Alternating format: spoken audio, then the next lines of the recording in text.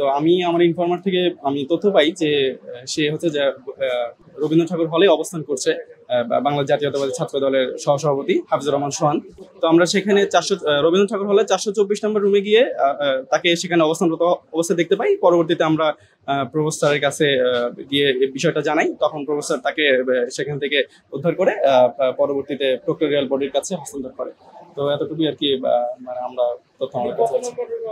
উনি 424 নম্বর রুমে অবস্থান করছিলেন আর কি। তো আমরা গিয়ে তাকে মানে ওইখানে অবস্থান করতে দেখি যে সে আছে। পরবর্তীতে আমরা তার সাথে কথা বলি সে কেন সেখানে অবস্থান করছিল। তো তিনি জানান যে হচ্ছে তিনি এখানেই রাতে ছিলেন, তো রাতে বেশি রাত হয়ে যাওয়ার কারণে সেখানে তিনি অবস্থান করছিলেন।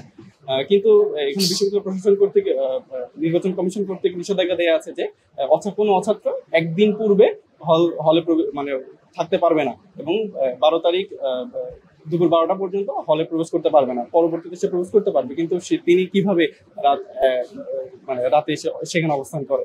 তো এই বিষয়টা আমাদের কাছে মানে তাকে প্রশ্ন করলে তিনি এই জবাব দেন আর কি। না, আমরা তাকে প্রথমে প্রভোস্ট স্যারের বরাবর অভিযোগ জানাই। তো প্রভোস্ট স্যার পরে তাকে প্রক্টোরিয়াল বডির কাছে হস্তান্তর করে।